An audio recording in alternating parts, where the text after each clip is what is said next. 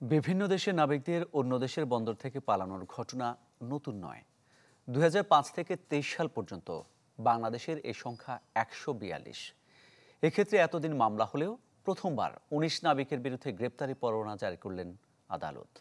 এই পদক্ষেপে পালানো নাবিকদের ফেরানো কঠিন হলেও ভবিষ্যতে মিলবে ইতিবাচক প্রভাব। ফখরুল ইসলামের রিপোর্ট। ব্রেকফাস্ট, টিফিন কিংবা স্ন্যাক টাইমে মজাদার আয়োজন মানে অল টাইম ব্রেড। ২০১৯ থেকে ২৩ সাল পর্যন্ত বিদেশে গিয়ে জাহাজ থেকে পালিয়ে যান ৩২ বাংলাদেশি নাবিক, যাদের বিরুদ্ধে মামলার পর সম্প্রতি ১৯ জনের বিরুদ্ধে গ্রেপ্তারি পরোয়ানা জারি করে নৌ আদালত।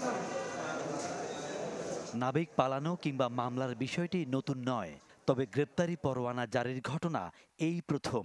এর পরপরই বিজ্ঞপ্তি দিয়ে সংশ্লিষ্টদের ধরিয়ে দিতে সহযোগিতা চেয়েছে নৌ পরিবহন অধিদপ্তর।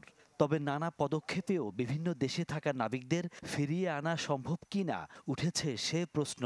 ওই দেশের রাষ্ট্রীয় ব্যবস্থাকে আমরা ইন্টিমেশন দিতে পারবো, এই লোক এই পাসপোর্ট এই সিডিসি আপনার ওখানে গিয়েছে, আপনার যথাযথ ব্যবস্থা করে তার জন্য সুযোগ সুবিধা বঞ্চিত করা হয় বা তাকে দেশের ব্যবস্থা করা হয় এবং তার পাসপোর্টও ব্যবস্থা করে ক্যান্সেল করে দিতে হবে।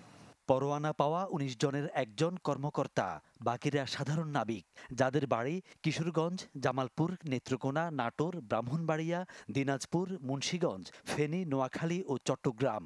তাদের বেশিরভাগই পালিয়েছেন যুক্তরাষ্ট্রে। অন্য দেশগুলো হলো Canada, Australia, Italy, Spain, Brazil, Colombia ও পানামা। তথ্য বলছে, মোটা দাগে বাংলাদেশি নাবিকদের পলায়ন শুরু হয় ১৯৭৮ সালে। উন্নত দেশে জীবনযাপন ও অধিক অর্থোপার্জনের লোভ ছাড়াও চাকরি সংকট আর নানা হয়রানি নাবিক পলায়নের মূল কারণ। আর এই অপতৎপরতায় ভাবমূর্তি ক্ষুণ্ণ হয় দেশের।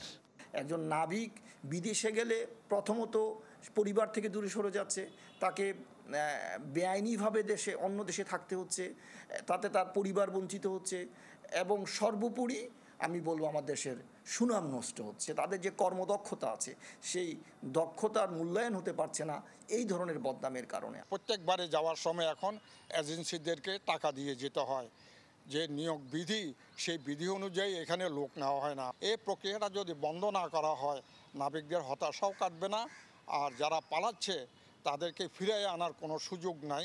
ম্যানিং এজেন্টদের কেউ কেউ নাবিক পলায়নে জড়িত থাকার অভিযোগ আছে। তাদের বিরুদ্ধে ব্যবস্থা নেয়ার পাশাপাশি পলায়নের ক্ষতিকর দিক তুলে ধরে নাবিকদের সিলেবাস সাজানোর তাগিদ সংশ্লিষ্টদের।